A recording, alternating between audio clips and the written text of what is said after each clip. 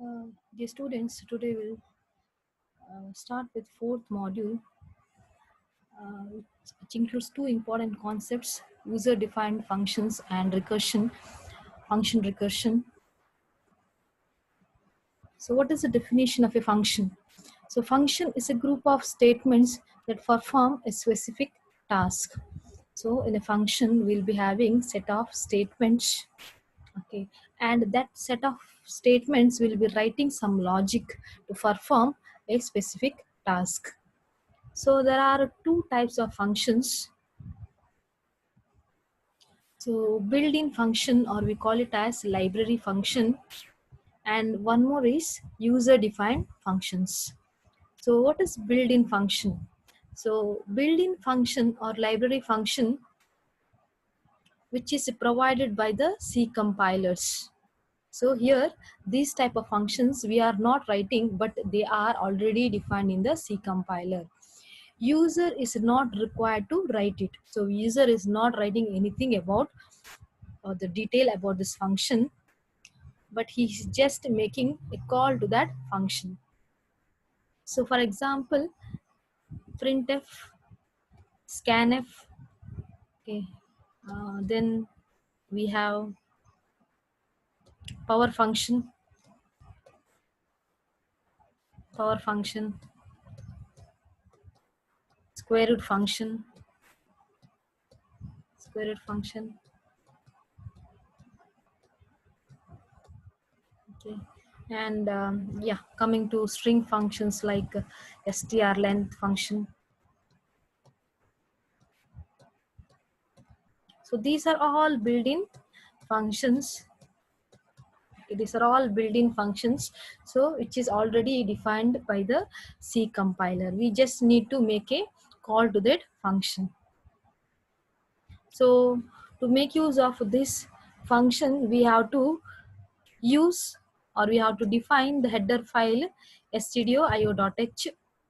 Okay, same way, if at all you want to make use of this function, we have to define the header file math.h.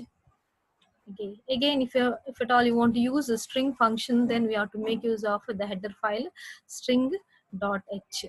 So in the header file, we are defining this. The C compiler already defined these functions. Okay. So next, coming to the user defined functions.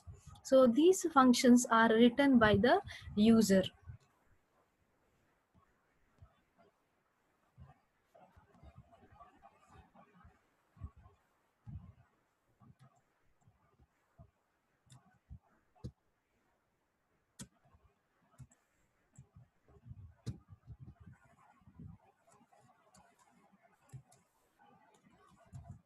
Next, C program can be written in two ways. So you can write the program in two ways. One is in unstructured programming, another one is structured programming. So unstructured programming is writing the program without using any user defined functions. Okay, so we are not defining any functions. So in that case, we call it as unstructured programming. So in module 2 or 3, we discussed programs. So all those programs are all unstructured programming, because we have not discussed anything about the concept of functions. So the next one is structured programming, where we are making use of user defined functions. Program that we studied till now is unstructured programs. That is, the entire logic is written inside one function, that is main function. Okay, what is the disadvantage of unstructured programming? So it is difficult to read and understand. Okay, so unstructured programming, when we are writing a lengthy program, okay, and if you are following unstructured programming method, then it is difficult to read and understand. Again, it is difficult to identify the error or debug the errors. As again, difficult to test the program, or difficult to modify the program. If at all you want to make any changes to the program, it is also very difficult.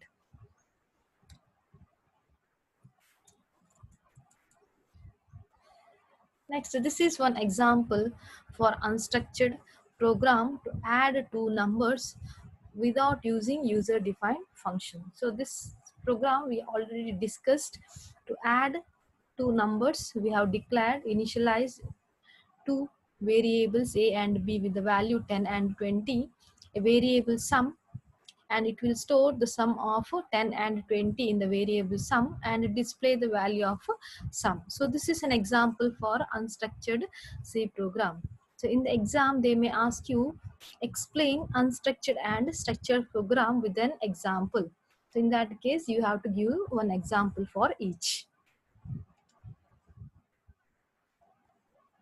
Next, this is example for structured C program to add two numbers using user defined function or structured programming.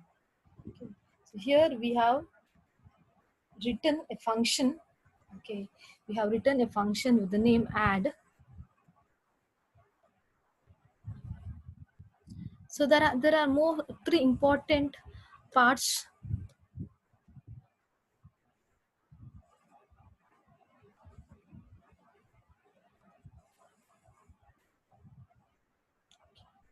First one is function declaration. Okay, so this is called as function declaration. We'll be studying in detail all these three parts. Okay, so first one is function declaration. So here this is called as return type. Okay, so here we are writing the type. Okay, here we are written int. So you can use any of the type based on the requirement. And this is the name of the function. Okay, so name of the function is add here. So while writing the name of the function, you have to follow the rules that we discussed under the rules of identifiers. Okay, so for example, to name few rules, we should not use any of the 32 keywords as function name. So we cannot use for, while, if. So such names you cannot use because they are all comes under keywords. Okay, you cannot start with a special character. You cannot use special character. Okay, then inside the bracket we are writing parameters, or we call it as arguments. Okay, so for that we are writing first the data type int and followed by a parameter name, and here one more return type followed by the parameter name, and finally one semicolon. So this is the syntax of function declaration. Okay, next one is function definition. Okay, so this part looks same as function declaration, except the semicolon. Here we don't have a semicolon, and in the bracket we are writing the logic of the function. So here we are writing the logic.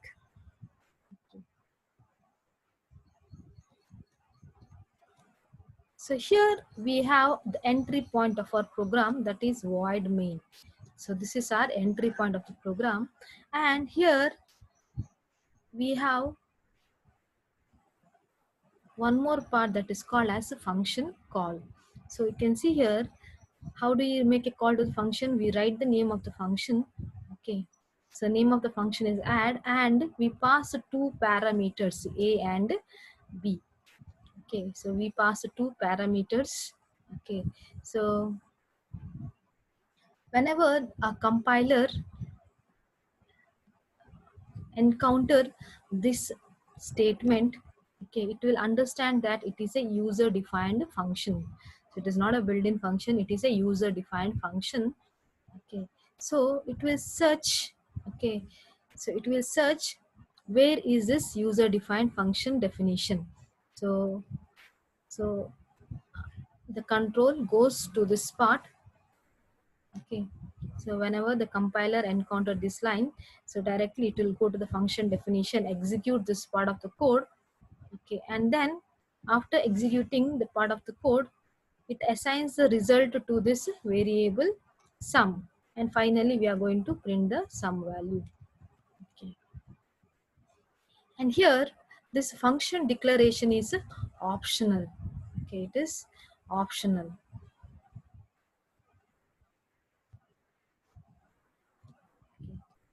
And if at all you are using functional declaration, it should come above void main. So it should be the first statement above void main. Okay, about the main function, we need to write the function declaration. Okay, and function definition can be written either above void main or it can be written after void main. Suppose if you are writing function definition above void main, okay, then this part is optional.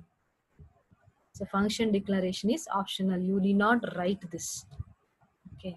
Suppose if you are writing your function definition below void main, okay, then you are supposed to write functional function declaration.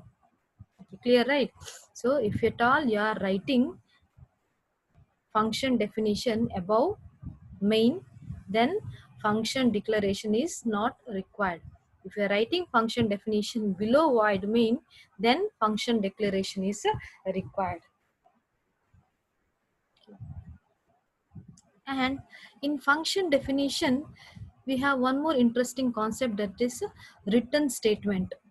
Okay, so after executing this function definition, you are returning some result. Okay, you are returning some result. So what is the type of that result? Okay, that is declared here. Okay, so you are returning the result in the form of type int. Okay, so you are returning the integer result.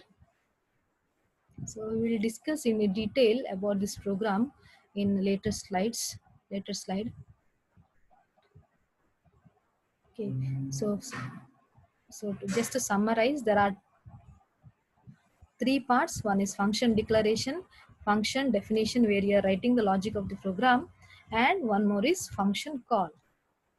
Okay.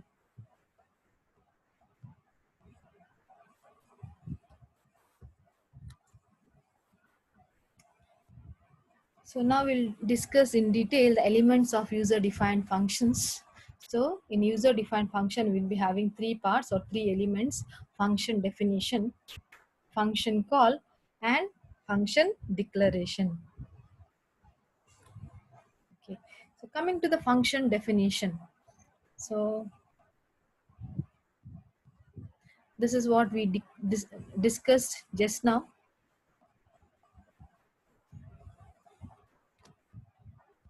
Function definition. So actual code for the function to perform the specific task. You're writing the logic of the function, okay, to perform a specific task. So in function definition, we'll be having the logic. So here in this program, we had logic to add two numbers. Okay. So what is the syntax? So first we have written int. So that is nothing but return type. It is called as return type. And then we are writing the function name. It is add here. Next we are writing the list of parameters. So there are two parameters here of type int a and b. Next we have declared a local variable, that is here sum. To return the sum of two numbers, we have used a variable sum. Next we can have set of statements. So here we have one statement, that is sum is equal to a plus b. So this is the logic we are using to perform sum of two numbers. Sum is equal to a plus b. Next, last we will be having a return statement. Okay, after executing this program, we are returning the result in the variable sum. So sum will be having the sum of two numbers. Okay, so this variable is returned to the function call. So this is the syntax of the function definition. Okay. Suppose if you are not returning anything to the function call, then the return type of this will be void. Suppose if you don't want to return anything to the function call, then the return type will be void. Suppose if you are not having this statement, then you are supposed to write in the place of return type, we are supposed to write void.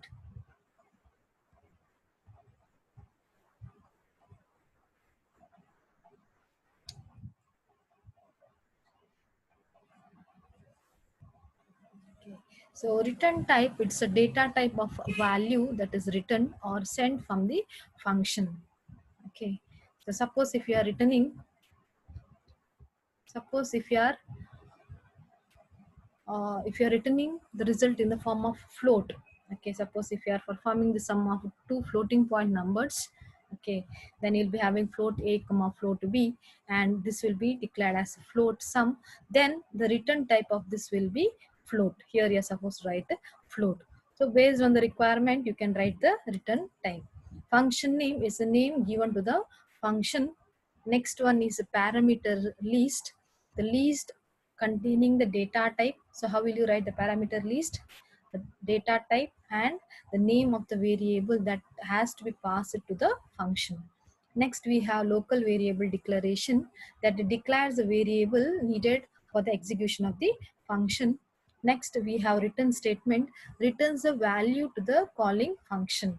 So function call returns a value to the function call, and function body, whatever that you write inside the curly braces. Okay, here whatever you write here inside the curly braces, that is called as function body. The statement inside the curly braces is called as function body. So second element is function call. Okay, so in the program we had written add a comma b. Okay, so this is called as a function call. So what is the syntax? So you write name of the function. After that you write parameter list. So you can write, you can see here we have written two parameters a comma b. If you want to use the function, we need to call the function. So you can call the function any time. Okay, any number of times you can make called a function.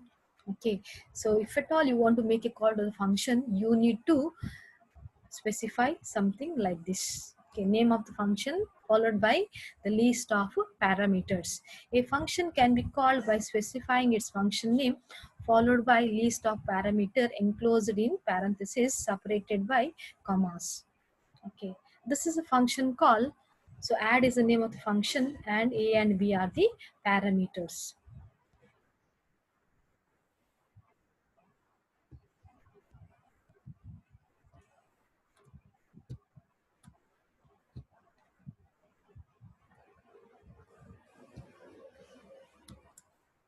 Next, moving on to the third element, function declaration, or it is called as a function prototype.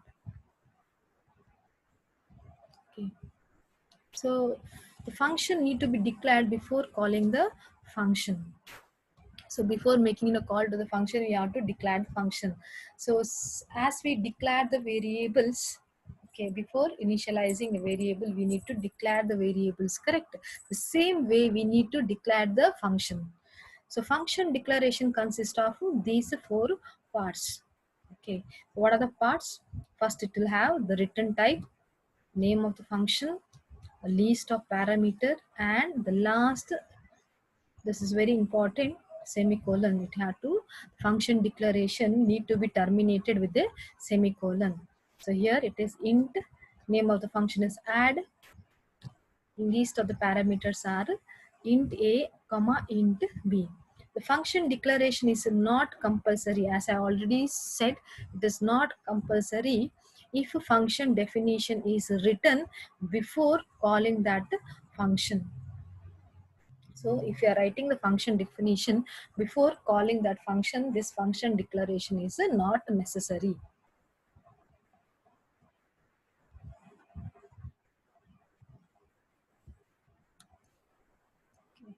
So we analyze this program. Okay, this is the same program to find the sum of two numbers using functions. Okay. So first, always our compiler will search for the entry of the program, that is void main. So this is the entry of the program. So we have already declared the function, okay, and written the function definition. So compiler will enter to the program, it will enter to the program. We have declared two variables, a 10 with the value 10. We have initialized it with the value 10, and B with the value 20. We have declared one more variable, sum, to store the sum of two numbers. Okay. Here we have done the call to the function. Okay. We have written the function call. Okay. And we have written the name of the function add. Okay. You can write any name. Okay. Adding two numbers. Okay. Or simple add. Or you can also write a. So a name, meaningful name is given, add, and we have passed two parameters a and b. So a is having the value 10 and b is having the value 20. So this is the function call. So we are making the call to the function. Okay, so this is like something like a reference to the function. So we have already done the function declaration. Okay, we have written the function name.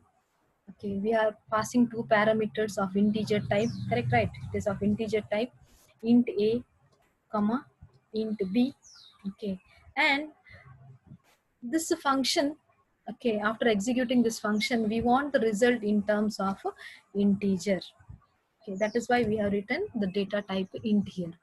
Okay, so when the compiler execute this statement, it will look for a function definition. Okay, it will look for a function definition. So it will come here. It will come to the function definition. So this is our function definition, int a, comma, int b. So a is having 10 and b is having 20. So those two values will be copied to this variables a 10 and b 20. Okay. So inside this logic, inside this definition, we have written the logic to perform the addition of two numbers. Okay. Inside this, we have declared a variable sum. Okay. And we are performing a plus b. What is the value of a? A is 10 and b is 20, and that result will be stored here 30. And finally we are returning this sum result. Okay, we are returning this the result that we have stored in the variable sum.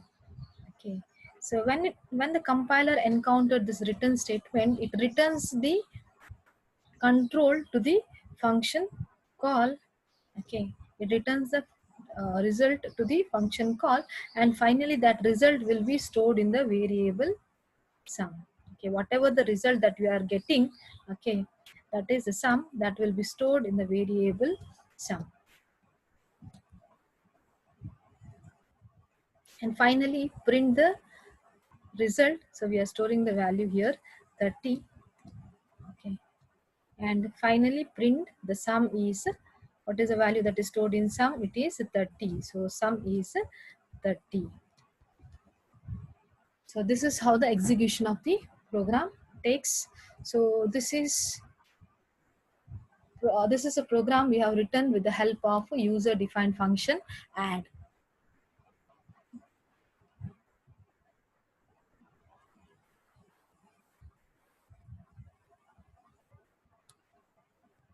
So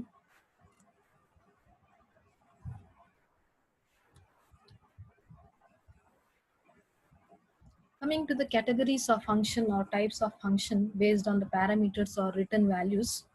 Okay, so they may ask you in the exam categories of functions, okay, or types of functions.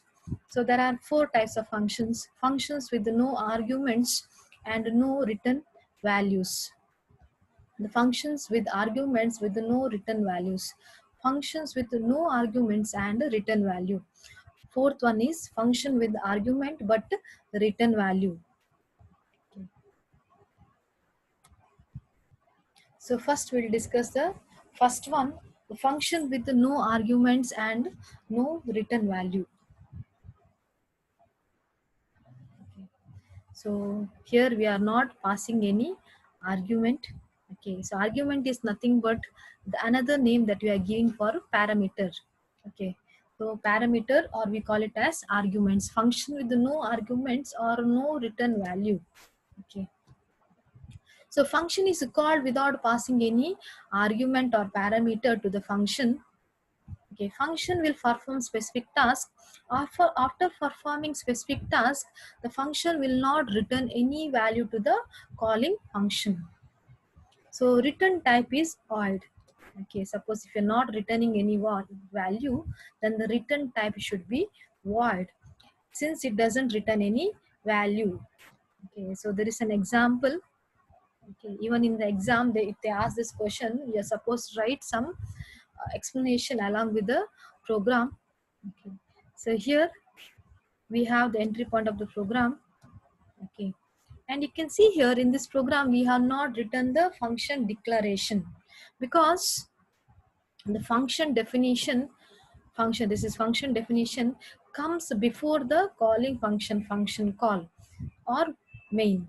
So it comes before main. Okay, function definition is written before main or before calling function. So in this case we need not write any function declaration.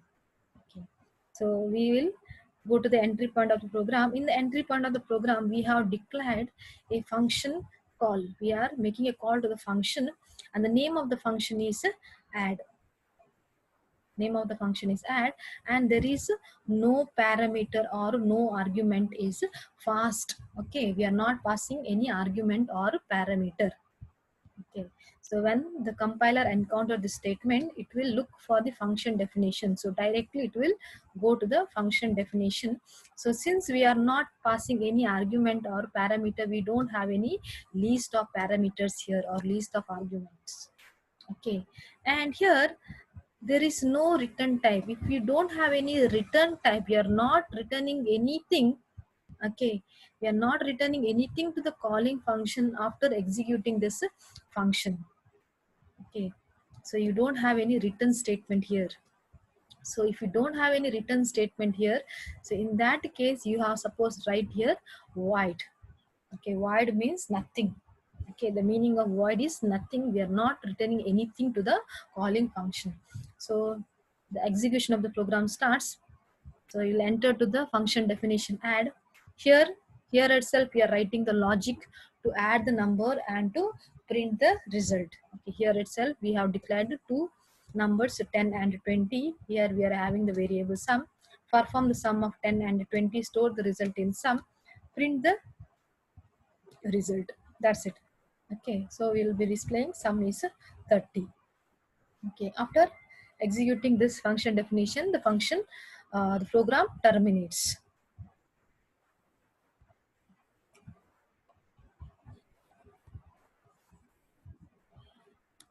The second one is function with argument but no return value. So we have parameters here but no return value. Okay, the parameters are passed from calling function, okay, to the called function. Okay, and called function does not return a value. So this is our calling function. Okay, so this is our calling function or function call. We call it as function call, calling function. Okay, and this is our called function.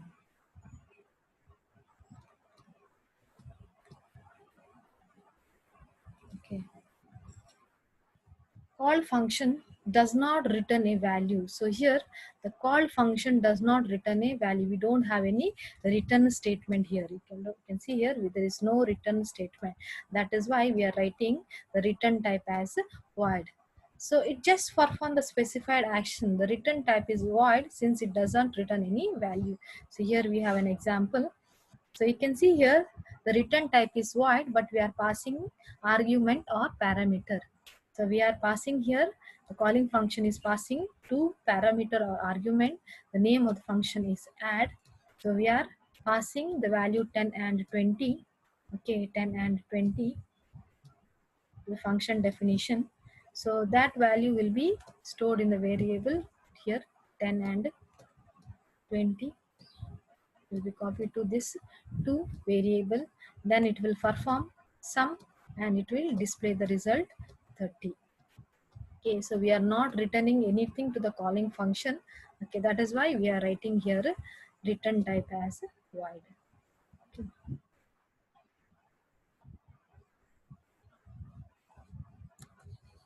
The third one is function with argument and return value. So here, this is a program which we already discussed, where we have both parameter and return type. So here, parameter we are passing A and B.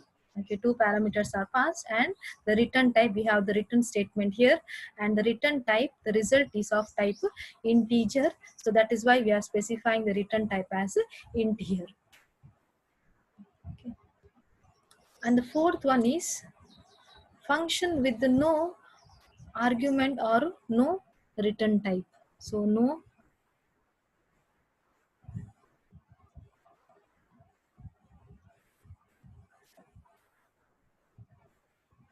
okay, function with no argument but return value. Okay, so we are having no parameters, we are not passing any parameter, but we are having the return value. The function is called without passing any parameter to the function. Okay, the function performs specific task and returns the value to the function call. Okay, so here we are making call to the function add, but we are not passing any parameter. So we will go to the definition of the function called function. Okay, so here it will enter to this function definition. Okay, it will perform addition of 10 and 20, and it returns the result 30, and it is of type integer. So we are having the return type, return statement here. So that is why we are writing the return type here int. Okay, so that integer, the integer result will be returned to this calling function. Okay, to this calling function, that result will be returned, that is 30 will be returned, and that will be stored in the variable sum. And finally print the sum. The sum is 30. Sum is 30. So this is all about different types of functions.